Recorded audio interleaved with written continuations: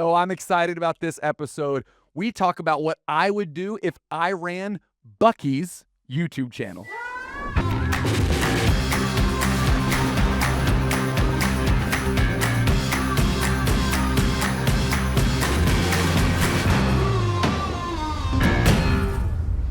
Hey, everybody, welcome back to Radical Content, episode 28. My name's Eric Gray. Super excited for today's episode. We've got a Let It Fly. That's kind of like our hot take or something interesting or cool. So we'll get to that in just a second. But before we get to that, I wanted to kind of highlight something that I saw recently. So I think I've talked about this dude before. His name's Bryce Betts. He's the director of digital content at Visit Las Vegas or at Vegas. Man, they are on fire. And he's a great LinkedIn follow because he talks about it a lot. I like a good, head of social, head of content that's out there talking about what his team is doing. Someday we're going to have to do a full brand deep dive on them. But I wanted to give him a shout out because he posted this the other day, and I was sharing this with my team, and Brittany was like, you got to talk about that as one of your intros into the podcast because you're so passionate about it. It could probably be a full segment. But for now, Backstreet Boys just, did a thing at the Sphere in Las Vegas. It was everywhere. And you can really tell one of the strategies of Las Vegas is to really attach themselves to big cultural iconic moments in the city.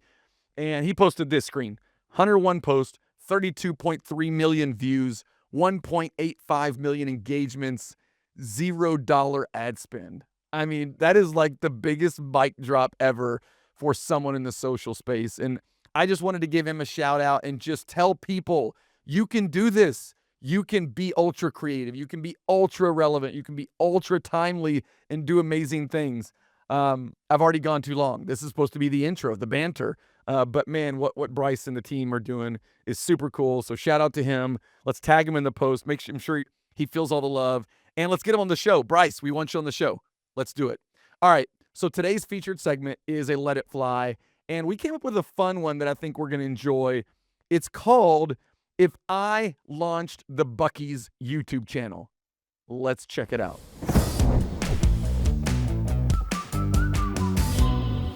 All right, welcome into Let It Fly. This is a hot take or something interesting or different. And we came up with this idea of kind of if I, right? We've seen these on YouTube. And so we're jumping on the trend. We can be trendy too. But if I launched the YouTube channel for Buc-ee's. So first off, in the room, raise your hand if you don't know what Buc-ee's is. There's only 4 people in the room and everybody's aware. Okay, I'm sure there are people that are through this lens and out there in the internet world that doesn't know what Buc-ee's is, what they are. So I'm from Texas. Buc-ee's is from Texas. The first one I went to is in Denton, Texas. So a little bit of a history lesson for you. It's like if Walmart and Wawa made a baby. That's Buc-ee's, right? They've got 50 locations. They're like mega gas stations. They've got this famous beaver mascot who is Bucky. They've got 100 to 120 gas stations. I stop every time I drive by one. It's embarrassing. I went 2 weeks ago to Jacksonville, and on the way home, I had dinner at Buc-ee's, and my wife judged me, and so did the bathroom later, for the record. Speaking of bathrooms, they're known to have the cleanest bathrooms anywhere. If you go to the bathroom there's never a line because there's a million toilets. This is a weird thing to be proud of. But there's an insanely crazy amount of branded items, right? The Bucky logo, whoosh, Marmal, you got that reference? Is everywhere. I can do my own sound effects even for you. It's everywhere. And it's a thing. Like, it's not kind of a thing. It's a thing. Like, they are usually in kind of like between cities or outside of cities. So they're a road trip stop. And they've got crazy passionate fans. They're selling like crazy. Go in there and it's a freaking zoo. Like, there's people everywhere. If you want to know what I get, anybody interested? Yeah, Brittany shook her head no, and she's like, sure, why not? It's these candied almonds, man. These warm candied almonds that they make, but they make fudge, barbecue, beef jerky, crazy swag. There's tons of product that almost looks like that Hobby Lobby also is like a supplier for them. Have you ever been to a Hobby Lobby? So that is Buc-ee's, right? So the exercise today then is if Buc-ee's had a YouTube channel, because guess what? They don't. They have no YouTube channel. Now, strategically, this might be a thing. They might say, Eric, we don't need a YouTube channel. We have crazy passionate fans that are independently on their own without being asked or paid creating hundreds of pieces of content across TikTok and YouTube for us. Why do we need to be in that game? Why do we need to spend our dollars to do that? And that's a fair point of view, but that's not part of the exercise, and it would not make this fun. So we're here to have some fun. So let's talk about it. I spent some time doing a bunch of research on kind of what's out there. That's always where I like to start. What are creators doing today? And it's what you would expect. It's like, first time, 24 hours in, I tried everything, right? And they've got just millions of views. It's a lot of this kind of experiential stuff. And so that's kind of part of my research step. I like to look at what are the retail locations doing. I like to really just kind of dive into their experience to try to understand who their audience is, what are they trying to do. So that's kind of the strategy side of this stuff. We also kind of have, we actually have a blueprint for how we do content strategies. So it's a framework, it's a template, you can download it. We'll put the link to it in the comments of this video so you can use it to literally come up with content strategies, but it's how we think about that. I'm not going to go through the whole thing here today. I want to get into the meat and potatoes of what I would do if I was running the YouTube account for Buc-ees. But I use that as kind of like the framework for what we would do. We call everything part of the connection framework. And so there's really 3 buckets. It's attention, connection, and passion. You've heard me talk about this before. Every piece of content that we think about is how are we getting attention with our target customer? How are we building engagement and connection with them? And how are we building passionate fans?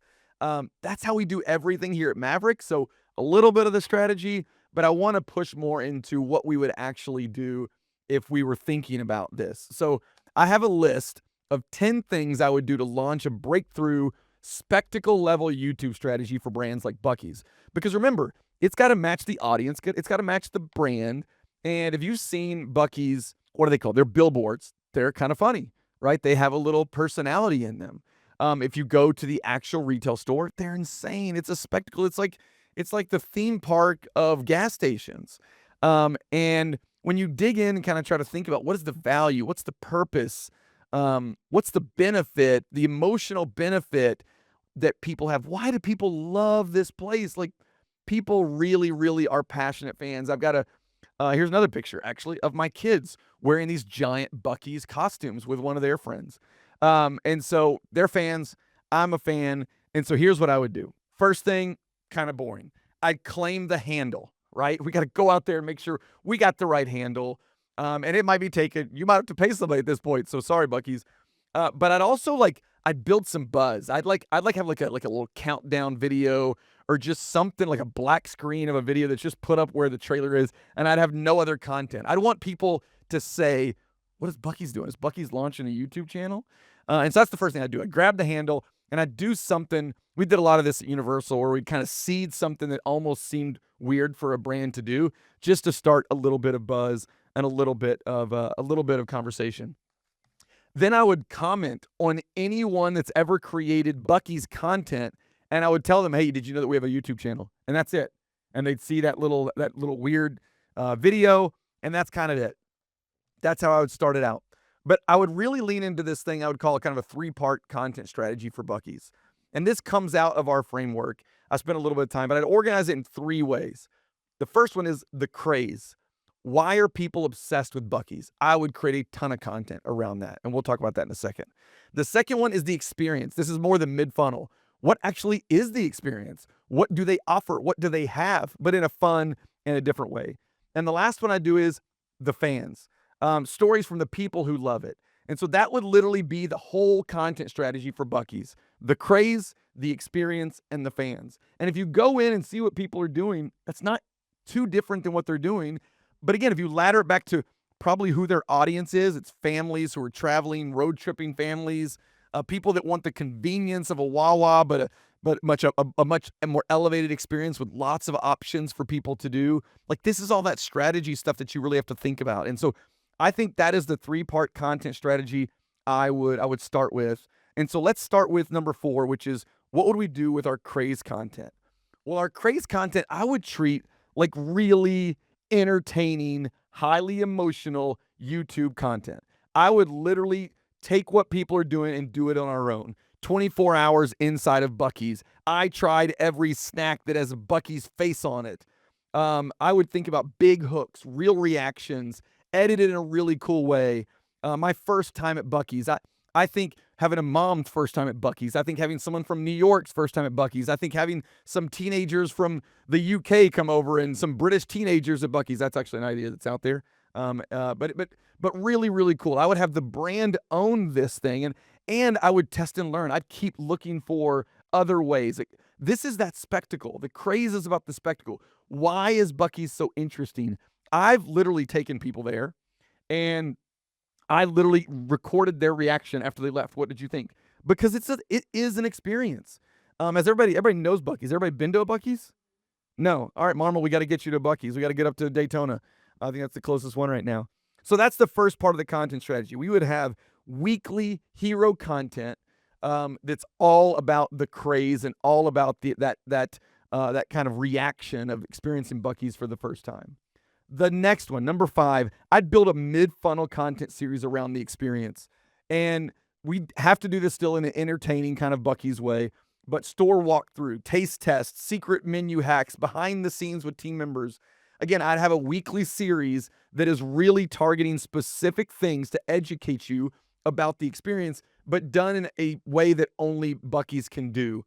One of the things that they really pride themselves in is their team members. If you go in there, their team members are always, welcoming you. They're really awesome at the cash register. They're very helpful, and they're proud. They pay their team members very well, and they have great management paths. And so this is all part of, I think, the brand is taking care of your team. They'll take care of the business.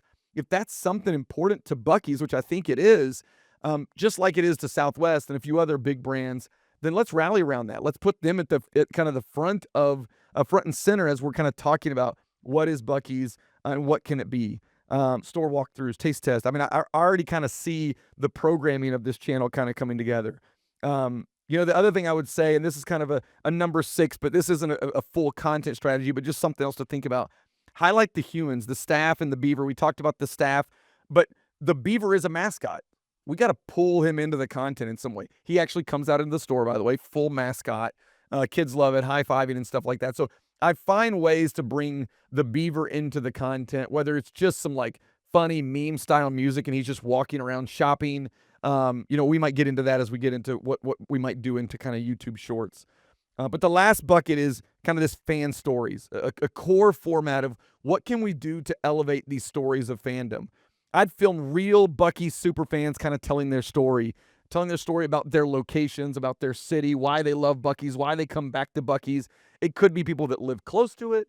It could be people that just always stop in like us. But I think that Airbnb does this thing that they call host stories.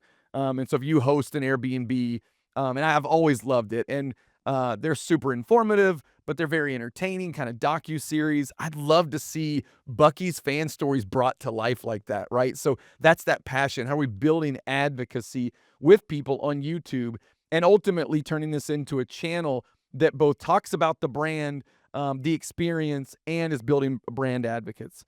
Number 8, I'd create fun, low-file short strategy, right? So you've got your hero content that's kind of more long form.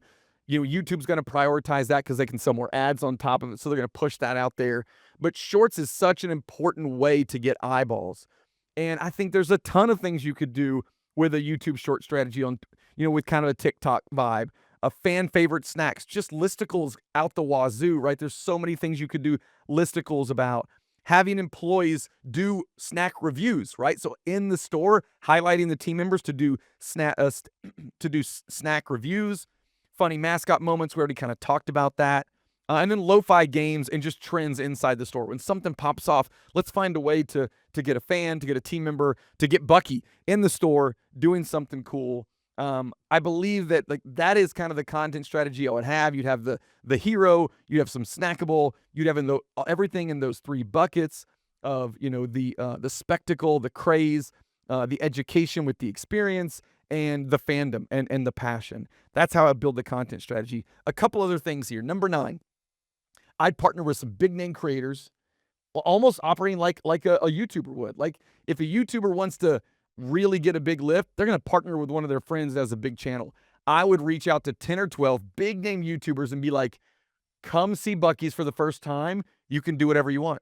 And let them decide. Are they doing a game? Are they doing a challenge? Are they doing a try food thing? Whatever makes sense for their audience. And I would make sure they're tagging in there and saying in there, hey, we'll give you the full experience, but just let people know that Buc-ee's has a YouTube channel. Because at the end of the day, we've got to now drive attention. We've got this whole content plan. We got content that's coming out weekly. We want to build an audience around this brand. We got to get people that are interested in it. And the last one, number 10, and this kind of goes with number 9, you got to promote the content like crazy. I would have kind of a simple promotion strategy. I'd be using anything that I had from an own standpoint, right? So if I had a Buc-ee's newsletter, if I had Buc-ee's social, if there's some paid media, I'd kind of do some. I would actually be boosting at least one short per week on YouTube, because that's where a lot of your reach is coming from, just to make people aware that Buc-ee's actually exists. And so number 10 would be promote the content like crazy. How can we find a way, now that we have this content, we're building this audience, how do we find a way to reach the right people? So let's talk about programming. We had an episode a few weeks ago that talked about programming. And so how I would do it, I would have that hero content, either probably the Craze would drop every single Friday. I'd have that every single Friday. I'd have some sort of entertaining content kind of heading into the weekend, some fun content. Wednesdays would be kind of that mid-funnel drop. That's that kind of store overviews. That's kind of walk through the team member trying things. And then shorts would be 2 to 3 times a week. I'd have literal shorts that are coming out every single week. And over time, remember, we've talked about this. There is a certain amount of quantity you have to build an audience. It's not going to happen just from one idea. We've got to find a way to create a certain amount of weight from this channel to build the audience over time. And so if I ran the Buc-ee's YouTube channel, that's what I would do. And my hope in this little segment here, it's not just some fun about Buc-ee's and the brand and hopefully educating you. I hope it's making you think differently about YouTube. That's the goal of this segment, is to understand it's an audience building channel. It's to understand that hero content works, that shorts work, but you got to have a plan. It's got to be tied back to your business. It's got to be tied into what's actually working in social today.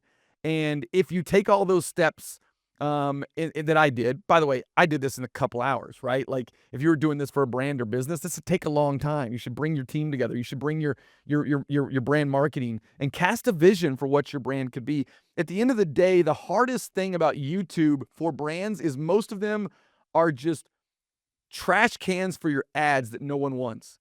Someone from your brand team comes and is like, hey, where do we put this ad? And we're like, we put it on YouTube. And that's all that YouTube becomes, but it can be so much more than that. Where can your brand own some form of media? I was talking to somebody yesterday and I said, actually, it's a good reference back to another podcast. We mentioned, or we talked about Patagonia. Like Patagonia owns adventure, owns the outdoors. So that's what they're selling. They're not selling products. And so when I think about Buc-ee's, what are they selling? They're actually selling freedom. They're selling family. They're selling togetherness. And yeah, it's snacks, it's beef jerky, it's barbecue, and it's giant, drinks with clean bathrooms. But that's not what they're selling. What is the thing that they can own? It's their craze, it's their fandom, and it's the overall experience that they have. So I just challenge you. How can you think about your YouTube strategy different? There's a lot of opportunity out there. Cool? All right, that's it. Episode 28 in the books. I feel like that was a lot of me preaching at people, and I apologize if that was a bit overwhelming, but I think there's a lot of good in there. So hopefully people got some value out of that. I love YouTube. It was one of my first channels to really dive into, and I hope you do too. All right, do what we always ask if you can. Like and subscribe, but more so, send this to your team, send this to your leaders. Let's get this out there in the hands of people that can really do great work to help brands tell great stories, because that's what we're here for. Appreciate the time. We'll see you next time.